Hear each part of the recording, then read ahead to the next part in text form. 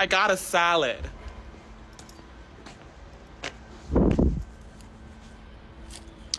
I got a salad.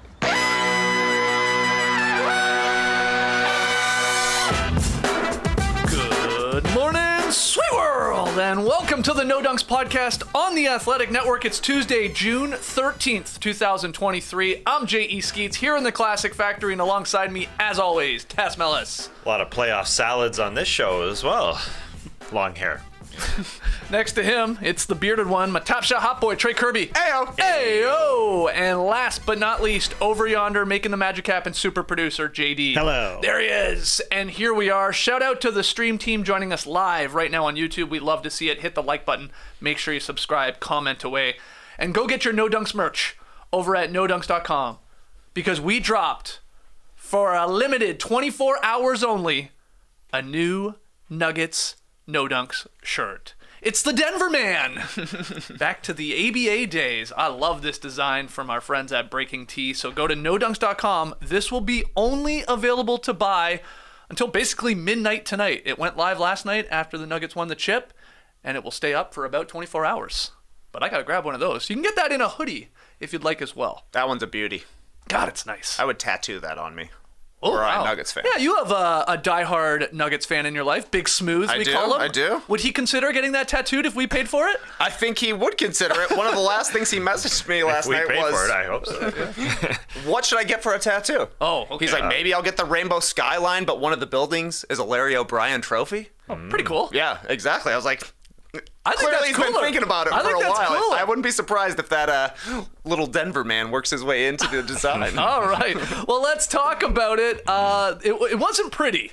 I think we can agree on that. But the Nuggets beat the Heat last night, 94-89, in a frantic Game 5 to win the franchise's first ever NBA championship. I know there's a ton to unpack in regards to Jokic and his legacy and all the post-game festivities tasks. But we did have a basketball game, which we watched on playback. Do you have any takeaways, from the game and the series here in Denver winning in 5? I've already kind of wiped the game from my brain. I got to be honest. I mean, it was an ugly, horrendous game that was kind of lucky to get into the 90s, I would say. 94-89 for the Nugs in the end. Michael Porter Jr. coming through a rough series to this point, and obviously his team believed in him, and even though he didn't shoot all that well, they just needed him out there. He had 8 double-doubles in the playoffs. He had 3 all regular seasons, so that just kind of speaks to the way they fought and the way they got through. They won a game to end a finals by shooting 18% from 3. That's disgusting. Right. It shows that you can still win from 2-point land. They won games in this series shooting 28%, 29%, and 18% from 3. Wow. That's the third worst mark at 18% of any finals team ever in any game that took a decent amount of attempts, 25 attempts a game. So it just shows what kind of skill they had inside the 2-point arc. The Heat were actually doing all they could. They were switching up the zones. They were pushing way up beyond the 3-point line in that zone. They were just throwing everything at the Nuggets. The Nuggets shot 18% from 3. I thought the Heat played extremely well. The Nuggets were in all sorts of foul trouble, and they still won. And they're still that good. And they felt the pressure, I think, of trying to end this game at home. Try to end this series, at home. And that's why it was hideous. I mean, I think we're just going to forget about this game in general. Like, it reminded me of 2010 Lakers and Celtics. They went 7 games. Yeah. Game 7 was disgusting. Yeah, it was a 83. rock fight. It was 83-79. Kobe shot 6 of 24. No Celtic had 20 points. The fact is, the Nuggets won this game. Better team won. And I do think some of the pressure, it was 12 months ago in that building, the Colorado Avalanche, we're going to a different sport, couldn't end it in that series. It's like, I think that played into a part here. That they just weren't like themselves, but it was an ugly game. But they obviously were the better team throughout the series. Game 7 vibes last night. The way everybody was tight, couldn't hit shots, and just came down to a 94-89 game. Denver put the D in Denver this series. They gave up over 100 points once in the finals, and this is a team that we think of offense first, but they were so active with their deflections, making it hard for the Heat to get great looks. I mean, the Heat made more threes last night They had barely any turnovers last night, and it still didn't matter because they ended up shooting 34% from the field, largely because Denver was completely locked in, I thought, in the fourth quarter. As they could sense that they were getting closer and closer to the championship, they turned up the defensive intensity even more so. KCP was awesome. Like, he's first team all playoffs defense for me easily in this. Had the steal on Jimmy Butler there at the end to kind of ice things. Just great performances from the Nuggets, a team that you think is going to come in and just smack the Heat offensively, run up and down the court. They did that at points in this series, but it was really their defense that brought home the championship. It is wild that they wrapped up the finals in the championship, starting this game missing 20 of their first 22 three-pointers, the Denver Nuggets. They also couldn't hit a free throw. I mean, it was contagious, the lid on the rim there. They missed seven of their first 13 free throws. Yeah, but the Heat were not lighting it up on the other end. A lot of that was a Denver defense, and it got exciting there at the end when Jimmy Butler started catching fire from three, and then we had the controversial, replay on the Jimmy kicking sort of Aaron Gordon in the nards there, and it was like, how's that going to be a foul on the Nuggets? But they said it was, and he goes to the line, and he knocks down all those, and suddenly this was a close game. Like, credit to the Heat for obviously not rolling over and dying and saying, okay, 1, 2, 3 Cancun. Like, both teams left it all out there last night on the floor. It wasn't pretty, but my God, were they putting up a fight and made it a game. And a series in which they were outclassed because the Nuggets were better. They were better. They had the two best stars out there. Jokic extremely calm, leading his way through this game. And that foul trouble, I thought, could be a problem for the Nuggets in this game. Everybody seemingly getting into foul trouble in this game in the first half. Aaron Gordon had to sit. We saw DeAndre Jordan. Yeah. DeAndre Jordan came out and played backup minutes there while Jokic sat with his foul trouble. It didn't matter. They're just too damn good offensively. And, everybody pointing to Jimmy Butler, who just didn't have it on this game. He didn't have the drive and score over people. I mean, I look at Michael Porter Jr. and I think it's just impossible to have it like night in and night out throughout the postseason. He did it incredibly well for 3 rounds. And like Michael Porter Jr., he stunk shooting the ball for a few games here to start this series, and sometimes it comes around. So it's hard to just put it on Jimmy and just say, hey, you should have scored more, you should have done more. At least he went down fighting at the very end. I mean, could he have pulled up for some of those shots in the mid-range? Yeah, that would have been nice to see instead of him just driving to pass all the time last night, but. Yeah, some it's bad hard. 2 months it's hard to be a number one guy for 2 months over and over and over and over and over again. Yeah, bad possessions at the end. That one, obviously, that led to the KCP turnover where he just decided he wasn't going to shoot it in the lane and then sort of tried to kick it out. And there was no passing lane there whatsoever. And then there was that three-pointer, too. There was that three-pointer that he, after the timeout that they called, and it was like, that's the shot you're going with? At least Jimmy's taking it, but yeah, not great, but. Wow, what an ending to this NBA season. Let's talk Jokic. He wins the Bill Russell NBA Finals MVP award. Does he have it?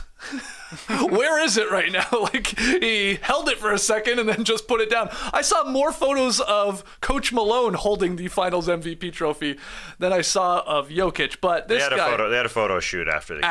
Yeah, that's right. Jokic averaged 30.2 points per game, 14 boards, and 7.2 assists in the 5-game finals. 30, 14, and 7. His best game was that game 3 there when he went for 32, 21, and 10, had 2 blocks. In a game which the Nuggets rebounded from their only loss in the series. He is just the 5th player in NBA history to average 30, 10, and 5 in a finals series. It's Kareem, it's Hakeem, it's LeBron, a couple times, it's Giannis, and it's Jokic. Not bad, the 30, 10, and 5 there in the finals. He's the 11th player in NBA history to win at least 2 regular season MVP awards, a championship, and a finals MVP. But, more than that, I think when you, zoom out a little bit, Jokic just completed one of the greatest postseason runs in NBA history, and he statistically joins a pretty incredible list of GOATs. There are only 4 guys who played at least 15 postseason games and had a PER over 30 and won the chip.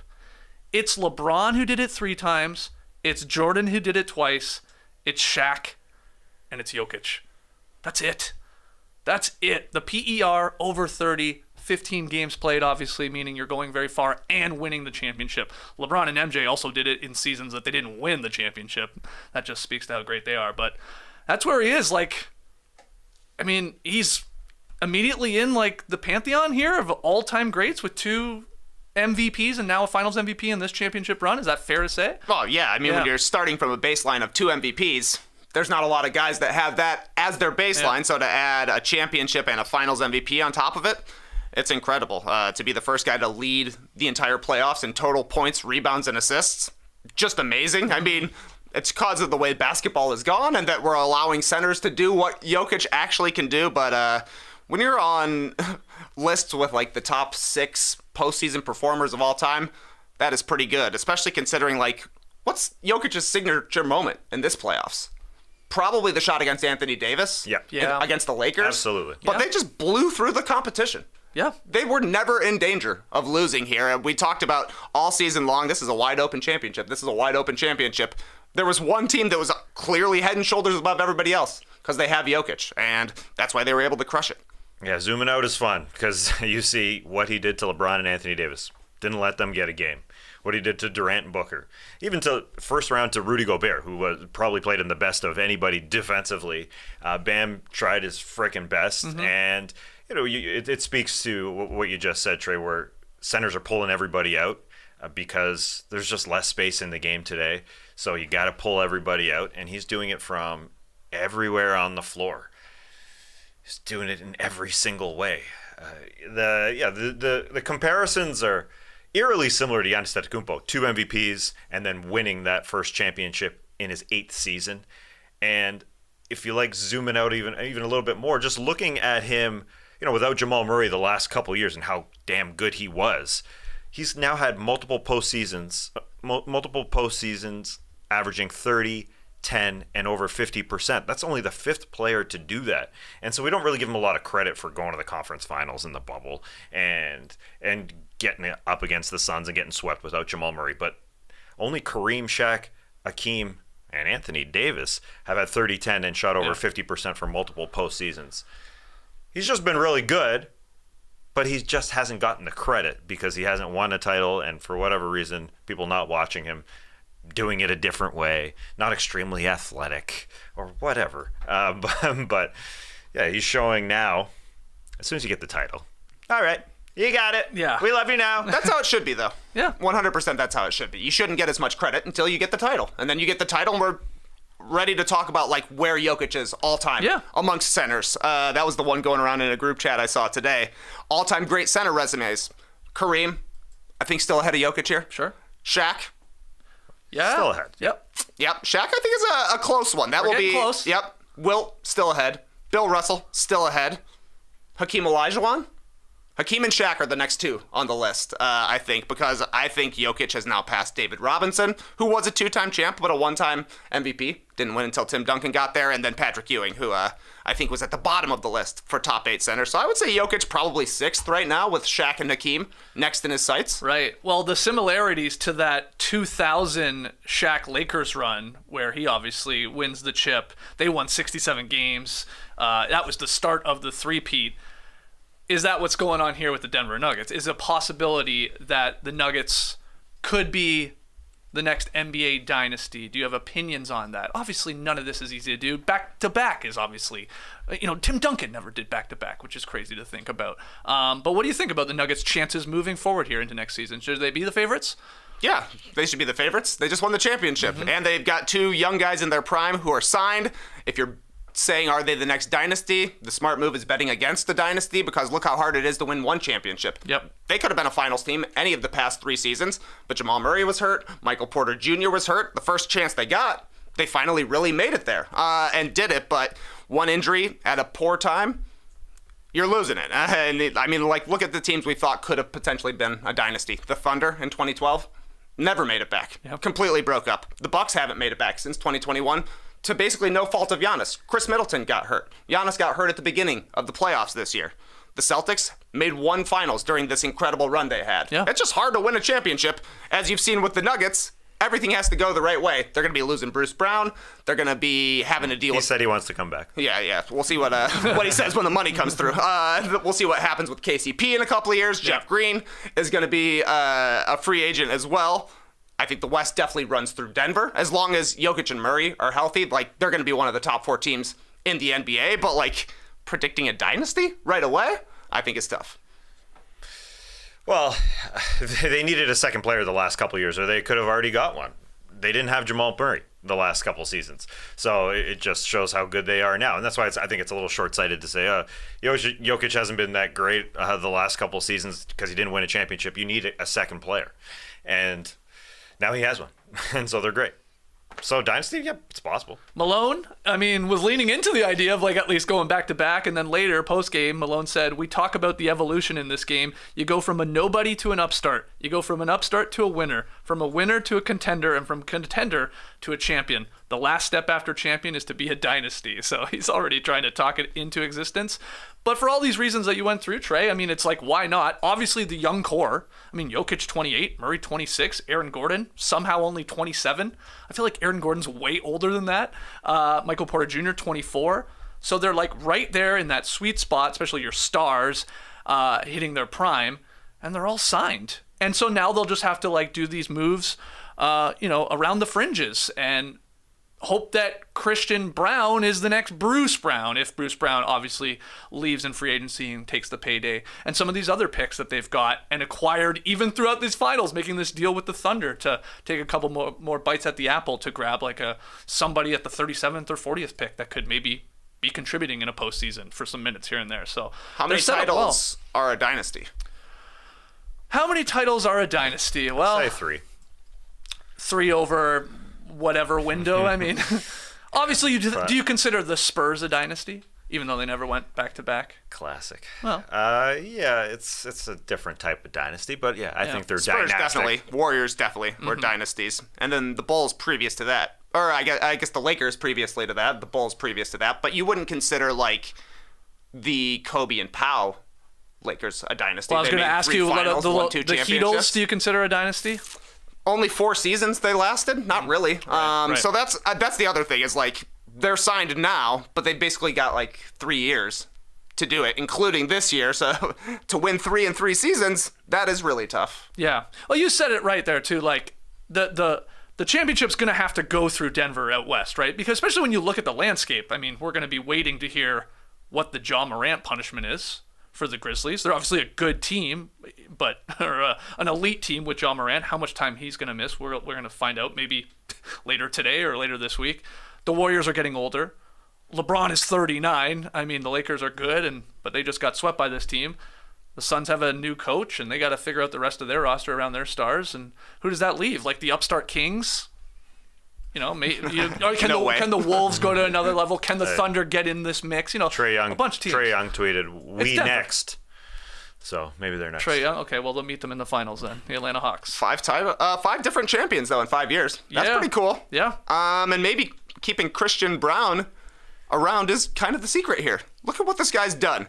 He won a state title his last 3 years of high school in Kansas. Then he went to KU, won a title in his 3rd season there. Now he's a rookie. Championship in the NBA. 5 trophies in 7 years for Christian Brown. I say put him on Team USA this summer. Wow. Get him a World Cup.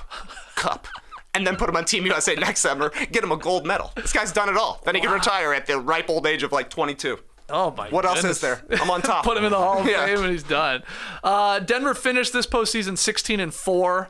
That's really impressive. That matches the 2007 Spurs with a 16-4 record, and it's the second fewest losses by a champion in the last 20 years. Only the 2017 KD Curry Warriors besting that with the not bad 16-1 run to their championship there in 17, like I said. But yeah, the Nuggets, let us know what you think. Are they set up here to at least be the next dynasty, or is it like next to impossible in this league where there is a lot of parity? And sure, one ankle injury to Jokic, and goodbye to everything. I don't care who else is there, because this guy just proved that he's one of the best of all time. Random notes from last night's game or post-game celebrations. What do you think about the cannonball we saw from, who was it? Okay, so it starts with Jokic basically pull it, or I guess it's Murray trying to pull Jokic. No, I thought it was Jokic and then pushing Jokic, Murray in. yeah. Eventually, they both he pulled him out of the celebration. Jokic said to Murray, We're getting come wet." here. You kind of pulled him into the hallway. Apparently, Nick Cosmonder wrote the story for The Athletic. He pulled him into the hallway. He had no idea where he was going, and he just pulled him towards the pool. And then trainer Sparky Gonzalez, I believe his name, helped push Jamal Murray into the pool, who was holding a champagne bottle at the same time, and managed to hold it, go into the water, and come up with the champagne bottle. Yeah, and so Jokic falls in with him. Yeah, They're they both in go there. in, and then I think it's my C-ball sources say it was Vlatko Čančar. Okay. Coming in with a tight squeeze of a cannonball to get in there. He goes for the full tuck. He abandoned it a little at the end, but understandable. Probably thought he was going into the edge. Looked pretty dangerous, but at least somebody else was there to celebrate with him. Because I felt they were like, come on, you guys want to get in? Well, one of the weirdest celebrations from a superstar of all time, I think we could agree, with Jokic. Just the way he went about everything. Almost didn't feel like he wanted to be there. You saw the clip of him with the champagne.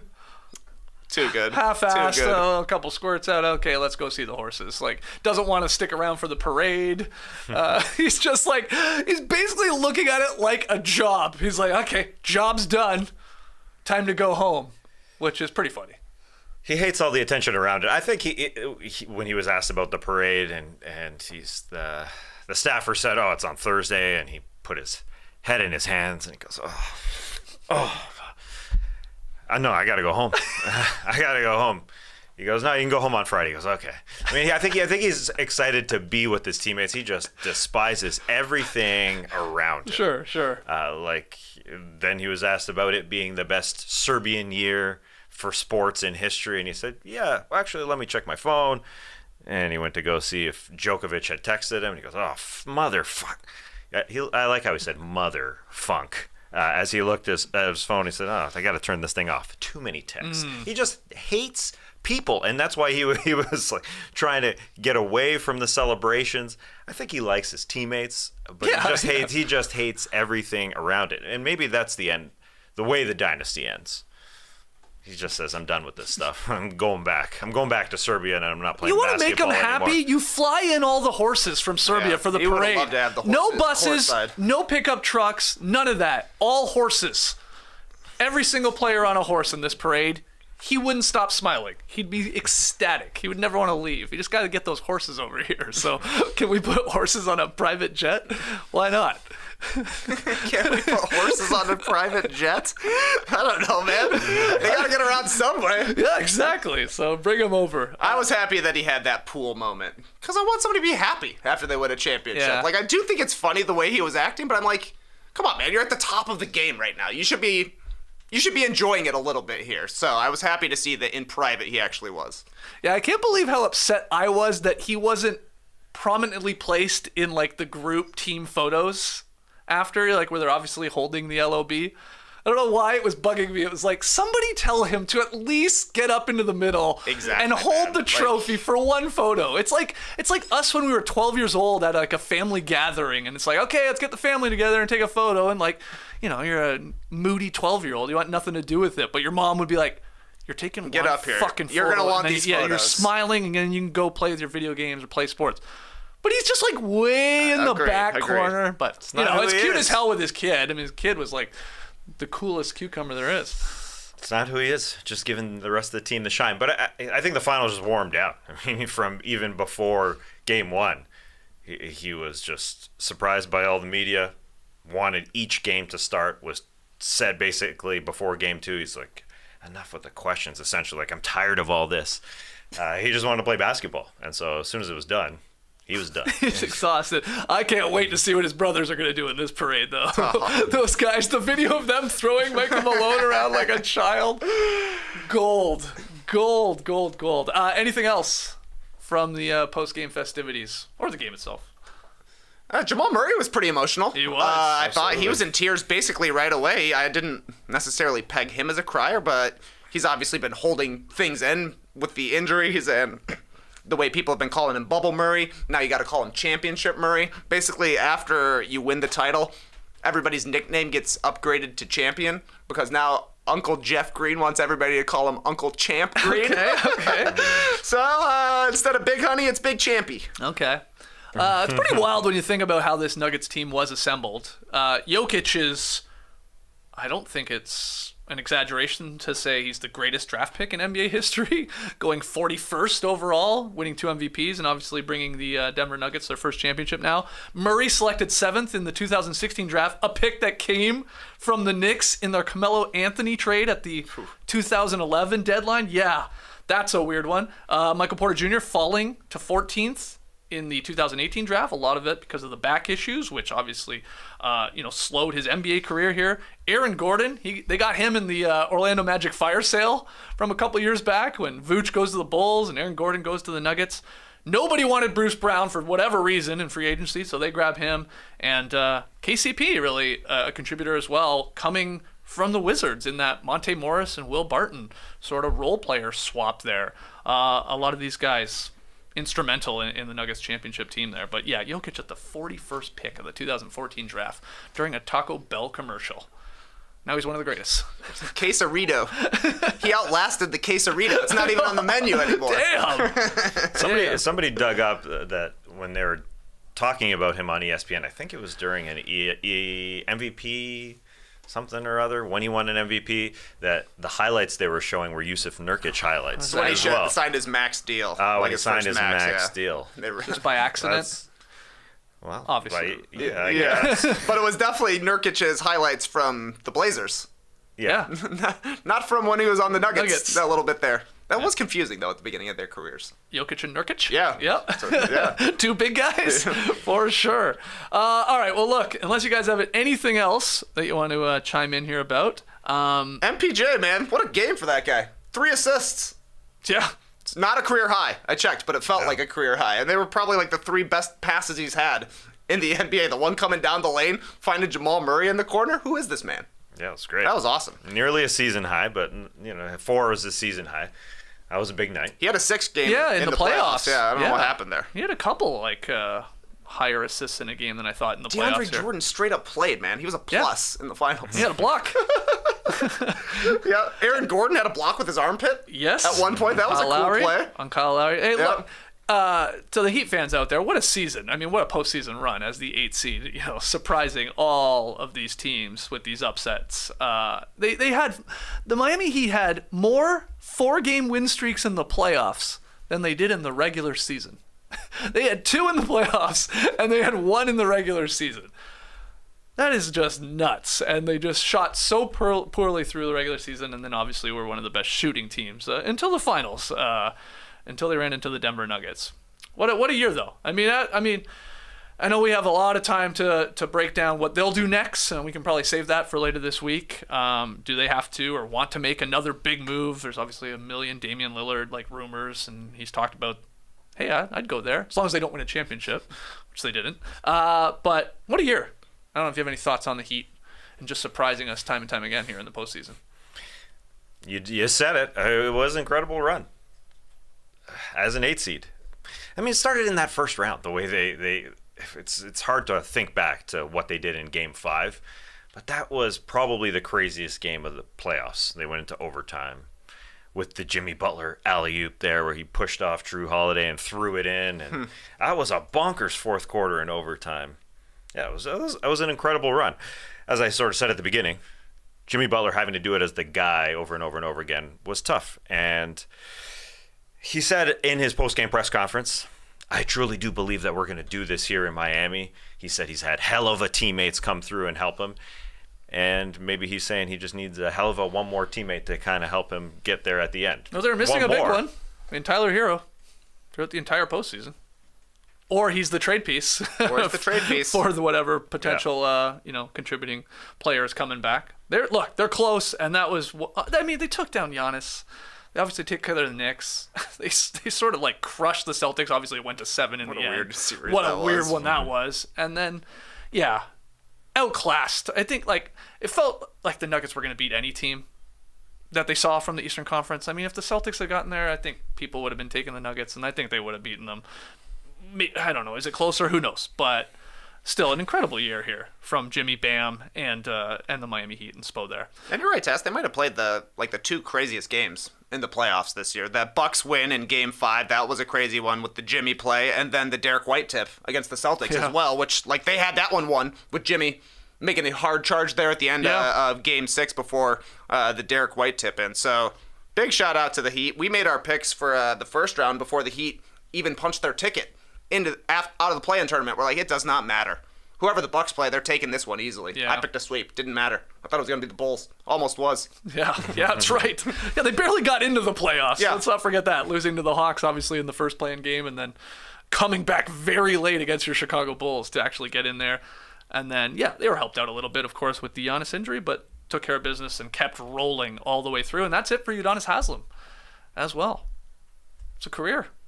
Call it a career. He talked about it. I don't know if you saw any of his comments, how sort of a cool way to go out. What a magical run here. It would have been better with a championship, but pretty impressive. We got to take a break. When we come back, NBA news. Don't go anywhere. This classic episode of No Dunks is sponsored by BetterHelp. It's so easy to get caught up in what everyone else needs from you and never take a moment to think about what you need from yourself. But when we spend all of our time giving, it can leave us feeling stretched thin and burned out. Ain't that right?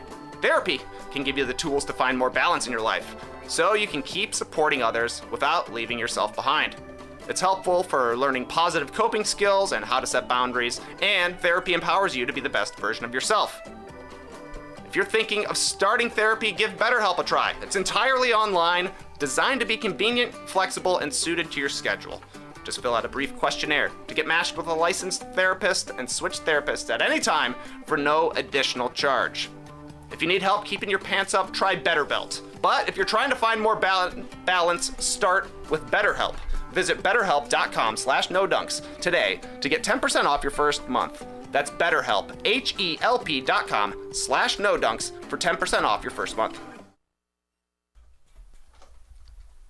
All right. JD forgot there was only one ad there, I think. Caught me off guard a little. Okay, other NBA news. Raptors guard Fred VanVleet has declined his player option for next season. He is set to become an unrestricted free agent. He was set to make $22.8 million in the final year of his 4-year, $85 million deal, which, I did forget, biggest contract signed by an undrafted player in NBA history. He had until Wednesday, though, to decide whether he was opting in or out of his option. It's not a surprise task that he opted out, and he's going to test unrestricted free agency. But what does this mean for the chances of the Raptors keeping VanVleet, or do they want to, or do you think he's going somewhere else? I think they're moving on.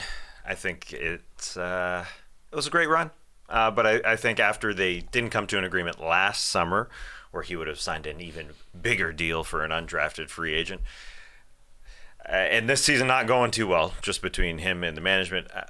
I think he would like a new start, and it seems like the Raptors also are going to try and get something for him, whether it's in a sign and trade. Right. It's an interesting scenario because he's young enough to kind of fit with the teams that have a lot of salary cap room. Like the Rockets, the Magic, those type of teams? To some degree, but he would fit more on, let's say, the Phoenix Suns can work out some sort of sign and trade, somewhere where he would actually be a part for, as a complementary to superstars type part. But he's going to get more than that 22.8, so he's going to bet on himself here, and he's going to get a big contract. Exactly. He should opt out of his contract and try and make some money here because, like you're saying, he's 29 years old, 30 during the next season. This is probably his last big deal. And it's quite likely Fred VanVleet is the best player that changes teams in the offseason this year. We'll see what happens with Kyrie Irving and James Harden, who are ahead on the board's rating from John Hollinger, but those guys could easily stay put where they are. Whereas, like you're saying, Tass, Fred VanVleet, you can see him on a contending team. You can see him on a young team like the Magic or the Rockets, who need a veteran that they want that helps them raise up their talent level and just be a little bit more professional. So he's in a pretty nice spot here and kind of will have his choice of where he wants to go. I guess Woj called him the first major domino, which I think is true from a league standpoint. And it's also going to be interesting to see from a Raptors standpoint, because if Fred leaves, then I think it becomes quite obvious that their new coach is the rebuilding coach. Mm-hmm. Yeah, Woj in his article said there were several contending teams who discussed VanVleet trade deadline deals with the Raps. those conversations could be revisited now here in free agency. At the time, if you go back to the deadline, there were a lot of teams rumored to be interested in VanVleet and his services. You had the Lakers, the Clippers, the Wolves, the Mavs, the Suns, like you said, their tasks. I felt like in the East, it was, the Magic, and there was some Wizards talk, and maybe even the Heat at one point. But there are a lot of teams that could use a VanVleet. Now, at $30 million per year, I don't know. There's less teams maybe so inclined to want to give him that type of deal. But those young squads that you said, there's no doubt in my mind that if VanVleet was added to them, they're jumping up in terms of the win column. Like he can take a team that's been very, very bad for a while to, I think, knocking on play-in door or even into the playoffs. I think he's that type of game changer, just the way he plays and how hard he plays defensively and stuff like that. But we'll see if it's, a lot of people think the Suns or the Sixers, depending on what happens with James Harden. So maybe pairing back up with Nick Nurse, which would be funny. Or one of these, teams that just have all this cap space and that could afford him and want to win some games, like the Rockets come to mind for sure. And as Trey was saying, he's become a free agent at the right time. Like, this is a good year for Fred VanVleet in terms of how many guards are out there that are game changers. I kind of want to see him as a third piece on a great team to help out win a championship instead of having to take on a huge role, and hopefully his body would hold up. Like if he was with the Phoenix Suns this year, an entirely different playoff run if they could somehow get him.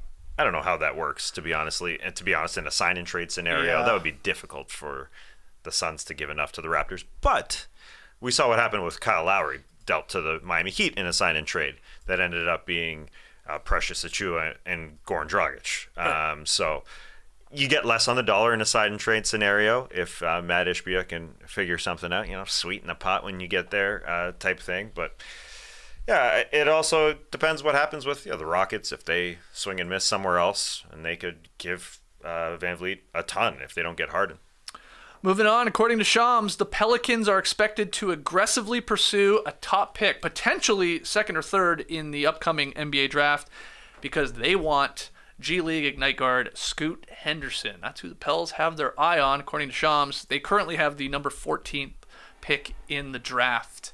This sort of came out of nowhere there yesterday, TK, about the Pels. They want Scoot. So what's it going to take? And can they get him? Or no chance here? They could definitely get him. They've got young players who are tradable. They've got future picks that are tradable from the Anthony Davis and Drew Holiday deals in the past. They've got a Lakers pick in either 24 or 25, a Bucks pick in 25 or 27. Somehow the Pelicans keep picking in the lottery. Even after they drafted Zion Williamson, they're in the lottery for the 5th straight year, so that's crazy to me. But I imagine the second or third pick, the Hornets or the Trailblazers, are going to be more interested in getting picks from the Pelicans than they would be their young players, just because I can't imagine that Zion's going to be in the deal or Brandon Ingram would be in the deal. This seems more like you would want to add Scoot to those two guys to be your big three going forward. Getting a young guy in on a contract like Scoot would probably be big time for the Pelicans, considering Zion's going to be making a ton of money, Ingram's going to be making a ton of money, and we got this new CBA coming in. And honestly, maybe it's a little bit of a contingency plan for Zion, considering he hasn't really been able to stay on the court in his NBA season, in his NBA career here. It'll be interesting to see, though. Feels like we're going to get a big draft night trade from somewhere, just with the teams that moved up into 2 and 3. If you're the Hornets and David Griffin and the Pels call you and say, we'll trade you Zion. We want the number 2 pick. We want Scoot.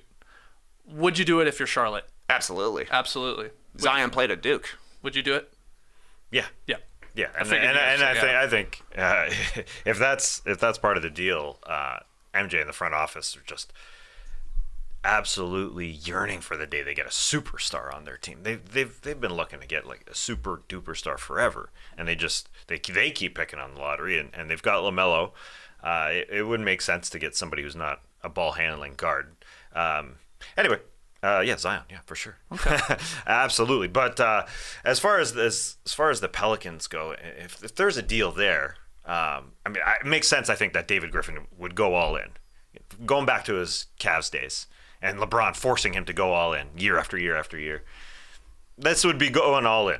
You traded for C.J. McCollum, trading multiple picks. You've obviously got Zion and Brandon Ingram. But if you're Charlotte, you want a pick and a player, right? Because you've got a second pick in the draft. Yeah. So you're probably asking for a wing to complement LaMelo Ball, like a Herb Jones or something like that. They would, I'm sure, be excited about that. A pick, like, to get Herb Jones and the number 2 pick, or one of those picks that the Pelicans have to offer. The Lakers pick or a couple of Bucks picks plus Herb Jones. Then we're talking. To me, I felt like this report here from Shams was David Griffin and the Pels telling the rest of the league, like, call me, call us. We want to be aggressive here. We want to make moves. We have a ton of picks. We have a ton of young players. We obviously have some budding superstars here in Zion if he can stay healthy, and obviously Brandon Ingram.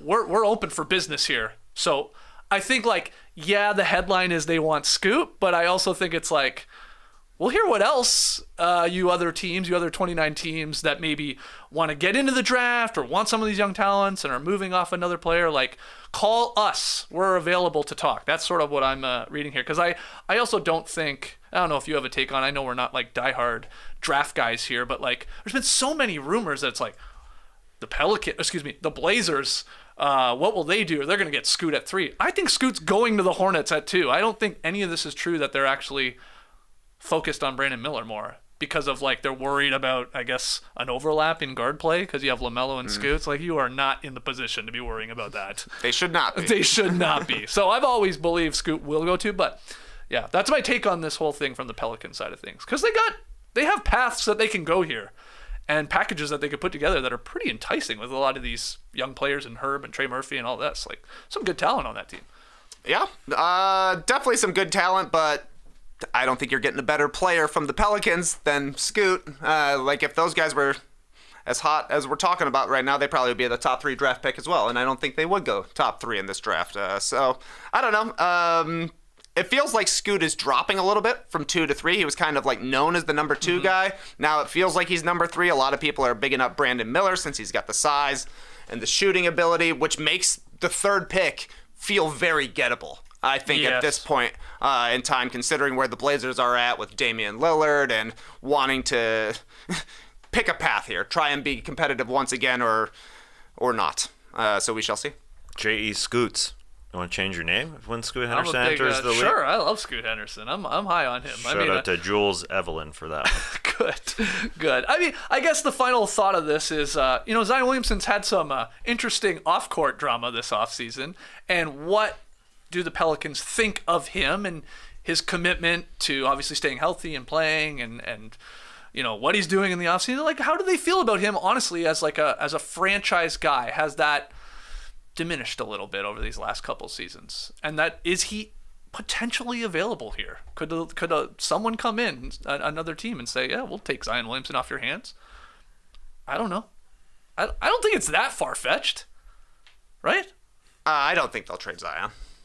Not right now. No, I mean, his value is probably the lowest it's been since he's been a Pelican, considering the contract he's on and the injuries, troubles he's had, not to mention anything off court. But he's played 114 games in 4 seasons. Oh, wow, that's it. Holy exactly. Moly, Unfortunately, every other NBA team is aware of that, too. Yep. Final piece of news here. In a recent interview with Bally Sports, LeBron James explained why he has never felt eager to take part in the NBA dunk contest. He said it was simply never one of his goals. Didn't have it on his vision board or whatever you call those. Quote, I don't think it was something I wanted to accomplish in my career. It's not a goal of mine, and it never was coming into the NBA to be part of the dunk contest, Making the NBA All-Star team was, being the league MVP, winning Defensive Player of the Year. He hasn't won that, has he? Winning NBA championships. Those were some goals of mine. The NBA dunk contest was never a goal of mine. So it wasn't something that I had too much passion for. End quote. LeBron, talking about the dunk contest. You suddenly turned into the Alonzo Mourning meme there. You were like, look, I mean, you can't deny it. He never was in the dunk contest. The passion must not have been there. Well, he told us he was going to go in it one year. Yeah, the passion was there for a few minutes. He was caught up in the moment. I don't know. I went back and watched LeBron's high school dunk contest. Seemed like he had the passion back then, but maybe just wanted the McDonald's one. Guess so. Yeah. What year was that where he is at All-Star Weekend and he basically says, I'm going 09 dunk contest, saying I'll be in it in 2010. Right, in Dallas, in the big arena, in the big stadium there, but then didn't, yeah. Inspired by Dwight and Nate Robinson. Right, he got caught up in the moment. Yeah, Exactly. He's like, this is cool. I think he saw the competition. I can take Dwight. I can take Nate Rob. I got this. Why is he talking to Bally Sports now? Go chill out. Why? It's a weird June interview, isn't it? I don't know. Was it at Le Mans? I saw he was at the 24 Hours of Le Mans. It's true, he was. Oh. He was. I guess he had nothing to do. He was driving for LeBron. 24 hours? 24 It's like, Hours I'll of do an LeBron. Well, isn't there, the not famous by any means, but there's a Stephen A. Smith clip from not that long ago, I think, where he said LeBron ruined the dunk contest because he never would go in it, and especially teased us way back in the day that he was going to it, and then didn't. And Stephen ruined the he dunk ruined contest? it, Tess. Yes, Because he didn't go in it? yeah, because I think Stephen A. trying to make the point, like, Jordan went in these things. It is a showcase for the league. Like, your superstars going in it is a big deal, and you are one of the greatest dunkers too. In game at least. You could have gave it life, and then you elected not to. And that then had a bit of an effect on other people maybe not going in it. That's Stephen A.'s hypothesis with this, that he ruined it. Yes. Yeah, it's been a while since superstars have really gone in. It's been a minute, but yeah, LeBron could have carried the torch that Kobe did as well. I mean, I get it. Yeah, that's some degree. But then guys like Zach LaVine and Aaron Gordon made it super cool for a minute. It was cool. It was good. It was alive. It wasn't dead. If LeBron was younger in his career during the LaVine and Gordon dunk contest, LeBron would have said, I'm going to be in it next year. Because it was cool. Interesting. But he wouldn't have gone in. No, he would have said he was going in. Yeah. Oh, yeah, because he's also like the most calculating. So he's like, I'm not going to be able to beat those guys. Like, as great as LeBron is, and he is an incredible dunker, especially obviously when he was younger, some of these guys he would not have beaten, I don't think. I don't think so. No. Unless he's got a whole bunch of dunks we're not aware of. What was the 2004 dunk contest? Oh, he would have won. He should have won in What was that one? His rookie season. Fred Jones? Chris Anderson, Ricky Davis, Fred Jones, and Jason Richardson. Oh, geez. Jason Richardson was good. That would have been a nice battle. I don't think he won that one, though, right? Fred Jones won that one. Yeah. Which is what I'm saying. LeBron would have won by entering. Yeah. They're going to grade him on a curve, man. It's true. Think about Blake Griffin.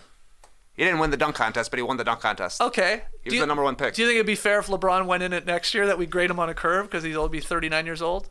Like, yeah. We give him like an extra point for every dunk? I think LeBron would be a guaranteed finalist if he went in the dunk contest next year. On layups. Yeah. Well, maybe. Probably. Maybe. All right. Well, I know a lot of people are passionate about this LeBron never going in a dunk contest. I'm sure you got some thoughts on that one. Anything else, guys, from the NBA world that I missed that we need to talk about? We're not going anywhere this week, by the way. We're going to figure out our schedule after this show, but we're going to have some beach step in. So get your questions in, No Dunks Inc. INC on Twitter at No Dunks Inc. or email them in nodunks@theathletic.com. We'll be hitting the beach for some cues. But anything else? I'd like to hear Cheryl Miller's thoughts on LeBron not entering the dunk contest. She did have the scoop, right? I mean, she had the scoop. That was Robinson, the yeah. I just thought of one thing. Going back to the finals here in the season. 58 wedgies. Oof. We tied the all-time record. Not bad. Hey, that's a great year. Incredible. 58, obviously regular season and playoffs. Slowed down in the playoffs, Tass. You kept saying that's what happens, man, and it did. We only had 4. We didn't have a wedgie in the month of May. Bad month. It was a drought. We got 1 there from Jamal Murray in June, but otherwise 4 in the playoffs. 58 overall. We thought it was the year we were going to set the all-time record, maybe even flirt with 60. Yeah, we'll take it 58. Some Roger Maris 61 vibes, but next year. Yeah, 4 in the playoffs isn't terrible. No? But it's pretty good actually. 1 every 20 games. That's hot. That's a hot rate. Got to be honest. It's a hot rate. That's pretty good. We've had more, but 58. Wow. 2021. That was a season. What would you set the line for wedgies next season at, though? Set the line. Everybody forgets going into next season. Like, everybody's not going to remember how many were this season because Right. I even forget. Right. And I have a list in front of me right here. Sure. So I think the line every year is 49.5. Okay. I think. Okay. So interesting to hit that It's every magical year. 50. Yeah. I thought you were going to go a little higher. I don't know why. Yeah, I thought get you were it. going to give me like a 52.5, but Like okay, upgrading I like Waller's it. Law. That's right. Right. More scoring, more 3-point shots. We got to raise the wedgie stickier total. ball. I don't know what's going on. Yeah, more 3-point shots is a big one. How do you feel about going into next year? Can we do it? Can we beat 58? Can we hit 60? It's not going to happen. Damn. We're not going to hit 60 next year, but we're going to go over 50. Okay. Yeah. Okay. Yeah. Yep. Okay, that's fine. We got to take one more break. It's going to be a quick one. JD, one ad. We'll be right back with Tweet of the Night. This episode is sponsored by Philo. Ever heard of it? Yeah, actually, I hadn't either till they came on as a sponsor. But what about TV? Ever hear of that? Yes, of course you have, because TV is awesome. Nothing I love more than unwinding after a long day with some of my favorite shows. Here's the problem, though. Cable, stupidly expensive. It's just not worth it. That's why I cut the cord, and that is where Philo comes in. Philo has shows, movies, and live TV for just $25 a month. No contracts, no commitments, no hassles, just a better way to watch TV. And it has an unlimited DVR that keeps shows for an entire year. That's a lot of shows and a lot of time to catch up on your favorite stuff. Philo allows for multiple profiles and multiple streams, and it has more than 70 channels, including AMC, HGTV, and TLC. Shout out to Dr. Pimple Popper. Watch from your phone, your laptop, your tablet, or you can go old school like me and just watch it on your TV. It's easy to use and super easy to sign up. With Philo, you can start watching in seconds for less money and less hassle. Try it yourself with their 7-day free trial. Sign up today at philo.tv. That's philo.tv, and use promo code NODUNKSMAY to get 50% off your first month. All right, back with the boys in the Classic Factory, and wow, Jerome doing some Photoshop work. I don't even want to be around anymore. That was Jokic, a.k.a. Carl Havoc, after the game and after the finals ended. He really did not want to be around anymore. That's good. That's good. Tweet that out, Jerome. Watch the likes and the retweets Blast come away, piling boys. in. Yeah, good stuff here. I gotta say, I like the championship hats. Giant champions, so big it wrapped 3/4 of the way around your head. And the shirts I thought were awesome. Like, those are some of the best championship Some of the shirts better we've ones. had recently. Those Yeah. look like a cool shirt that happened to be a championship shirt. Yeah, you're right. Because usually they're brutal. Yeah. Man, they really love just a large font on any of Big this old stuff. font, baby. Just you can see it from a mile away Where that my you were font's champions at. that year. They always do that. Let's get to Tweet of the Night. Tweet of the Tweet of the night. night. Yeah. Wow. Oh, a couple of tweets of the night. I'll be honest with you. One of them is from the night. One of them is from the day. Okay. Yeah, I'm still here. Yeah, that's my skeets of the day right there. Tweet of the night. First one comes from Jasmine Watkins. My favorite celebration I'm fucking tweet. still here. I'm not going anywhere, man. I'm right here. I ain't going anywhere. What a day. Of the many jokes, this is the first one I saw. This is from Jasmine, who says, Jokic said, it's the photo of Jokic drinking his Michelob Ultra, looking exactly like the "they don't know I'm etc." meme from a party, even holding the drink the exact same way. That is incredible. That is too good. He's standing perfectly. The only question is, like, they don't know I'm an NBA champion, or they don't know I'm obsessed with horse racing. Which would he be saying? Because I think people would probably know the 7-foot guy is at least a basketball player. Yeah, I think it's the horse lover. I think that's what it's the horse I think that's lover. what the caption is. They don't know I love horses. Everybody else is saying, yeah, man, you won't stop talking about it. Do you play basketball? So that was the tweet of the night. Now, is that a bit? Are you making this a bit now? Or are you really struggling over there?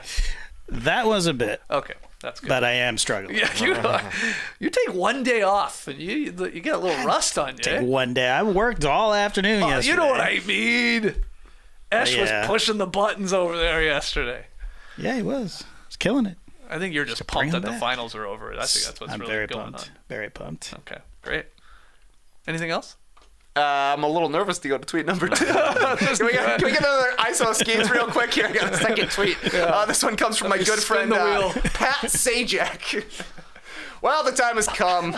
I've decided that our 41st season, which begins in September, will be my last. It's been a wonderful ride, and I'll have more to say in the coming months. Many thanks to you all. If nothing else, it'll keep the clickbait sites busy. Pat Sajak, saying goodbye to Wheel of Fortune. What did he mean by that last line? I was confused by that clickbait line. What was it? All I can guess is that maybe it's like he's expecting clickbait sites to start doing who takes over Wheel of Fortune next. The okay. same way they did after Alex Trebek was done at Jeopardy. Okay, yeah, that makes... There was a lot of clicks around that time. More clicks on a wheel, though. But, okay, I mean, no offense, but there's going to be some offense here. Like, Alex Trebek moving on from Jeopardy, way bigger deal than Pat Sajak moving on from the wheel. Homer pick. It's not because he's Canadian. It's just, I don't know. Maybe it's my thoughts on Wheel of Fortune in general. I don't think it's like, I don't think it's on the Mount Rushmore of greatest game shows in NBA history. Oh, absolutely it is. It absolutely Well, I know is on the it's Mount not on Rushmore. mine. Yeah. It's not on mine. You can't put it on mine. You can't carve his face on my mountain. What do you got on there, Phil? Skeets. Well, definitely Jeopardy. Yeah, same. Absolutely. Definitely Family Feud. Yeah. Way above 100%. Wheel of Fortune. Yeah, but they've had like 100 hosts. Yeah, but I'm not saying the actual host. I'm saying the game itself. Right. And then I would probably go Price is Right. And it's the fourth one is the tough one. Bumper Stumpers.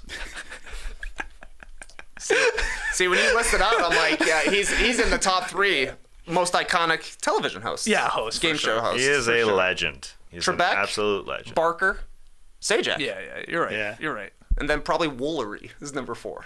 Do you like the game itself, though, Wheel of Fortune? Like, are you... do you Hangman guy?